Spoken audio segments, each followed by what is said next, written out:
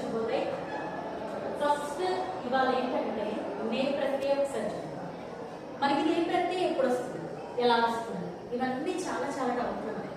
పిల్లలకు కూడా ఏంటంటే నే ప్రత్యయం చెప్పేటప్పుడు ఎలా చెప్పాలి, వాళ్ళకి ఈజీగా ఎలా చెప్పాలి, ఇట్లాంటివి చాలా ఉంటాయి. దాంట్లో మనం చాలా ఈజీగా చెప్పే విధానంలో ఈ టేబుల్ ఒకటి నేర్పిస్తే సరిపోతుంది. ఎలా అంటే ఇక్కడ చూడండి, नेता घर है भूत का, कर्म पर आधारित है क्रिया, क्रिया सकर्मक है तो आधार है, लेकिन बोल भूल ला लक सक चुप से अति दूर.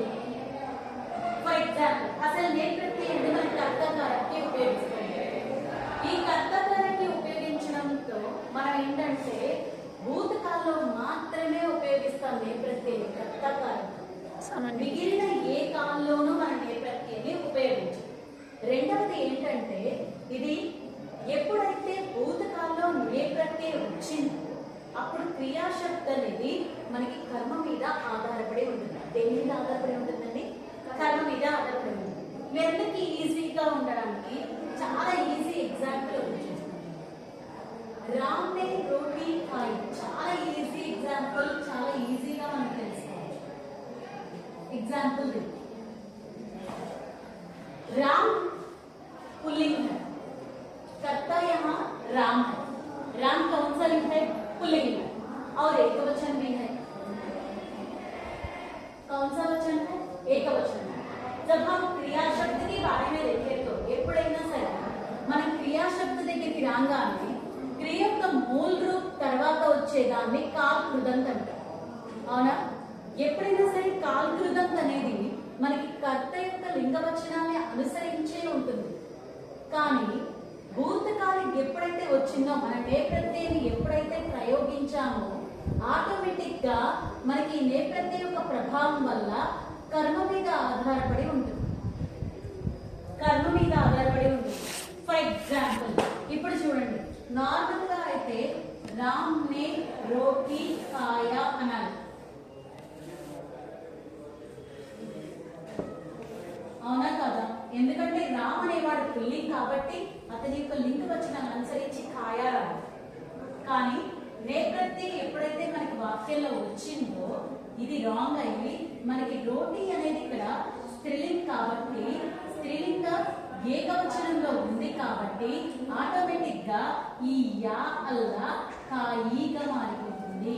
కారక చిహ్నం వచ్చినప్పుడు మనకి కర్మ మీద ఆధారపడి మనకి ఎప్పుడైతే మనం వాక్యంలో రాస్తామో ఆటోమేటిక్ గా అది కర్త మీద ఆధారపడకుండా కర్మ మీద కర్మ మీద ఆధారపడి ఉంటుంది. అది కూడా క్రియాకి మూల రూపుకి దీనికి సంబంధం ఉండదు.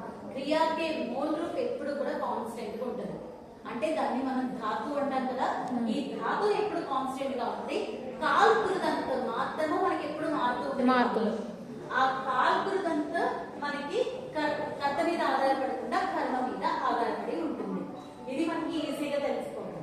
రెండవది చూడండి, క్రియా सकर्मक है तो आता है. क्या आता है? ने प्रत्यय आता है. మనకి క్రియా శబ్దులు అనేవి మనకి క్రియ రెండు రకాలుగా ఉంటుంది. అవునా కదా? सकर्मक और अकर्मक. सकर्मक और अकर्मक दोनों प्रकार है.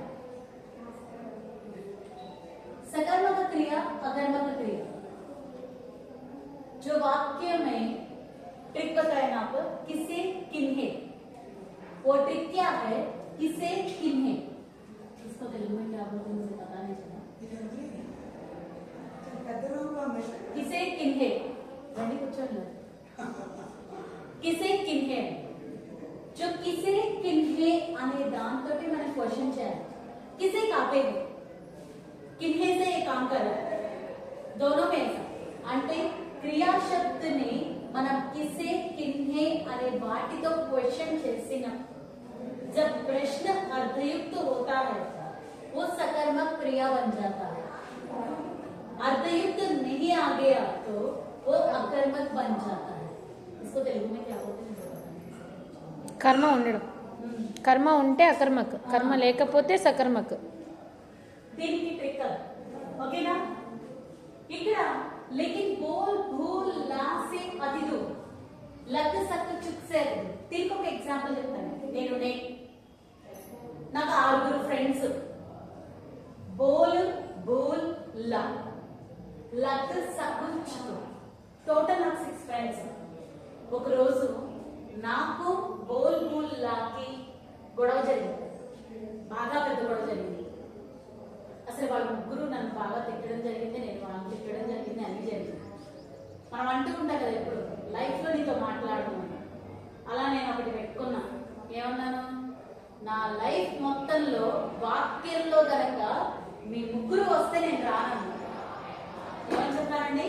నా లైఫ్ మొత్తంలో వాక్యంలో మీ ముగ్గురు వస్తే నేను రాను అని చెప్పారు. అనేసి వాళ్ళు ఎప్పుడు వాక్యంలో వచ్చినా నేను రాను. వీళ్ళు సకర్మగా తిరిగే అయినా కానీ నేను రాను. ఎందుకని? నేను వాళ్ళతో గొడవ పెట్టుకున్నాను. సామాన్య భూతిలోనే ఉంటారు. కరెక్ట్గా చెప్పాను. ఏమని చెప్పాను? నేను రాను అని చెప్పాను. సో గొడవ పెట్టుకుని అక్కడ అయితే నా మిగతా ముగ్గురు ఫ్రెండ్స్ ఉన్నారు కదా, లగ్ సక్కు చుక్కు, వీళ్ళు మా ముగ్గురికి సంధి చేద్దామని చెప్పేసి అని వీళ్ళ ముగ్గురిని తీసుకొని వచ్చారు. అరే ఏదో గొడవ అయిపోయింది కదా, కొంచెం వెంటరా మాట్లాడుకున్నా. ఎందుకు మనం ఎప్పుడో ఎప్పటి నుంచో ఫ్రెండ్స్ కదా, మన 7 అసలు బాగా కలిసి ఉంటాం కదా, ఎందుకు అలా చేస్తామని చెప్పేసి.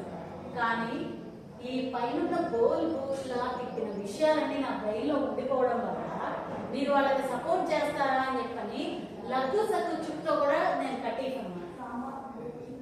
ఏం చెప్తాను? లగ్గు సగ్గు మీరు వచ్చినా కానీ నేను వాక్యంలో రానని చెప్తాను. అంటే నా 6 ఫ్రెండ్స్ ఎవరు వచ్చినా కానీ వాక్యంలో నేను రాను. వాళ్ళ సకర్మక క్రియ అయినా కానీ నేను రాను. మైనే బోలా, మైనే బూలయా ఇలాంటివి ఉండవు. బోల్ చుకి, మైనే లాయా, మై బోల్ చుకి, అలాగే మై బోల్ చుకి ఇలా మైనే బోల్ చుకి ఇట్లాంటివన్నీ ఉంటాయి. మైనే కర్ సకా. ప్రత్యేకలో మనకి సకర్మక క్రియలు అయినప్పటికీ కూడా నేను ఫ్రెండ్షిప్ కట్ చేసుకున్నాను కాబట్టి అక్కడ రాదు. క్లియర్?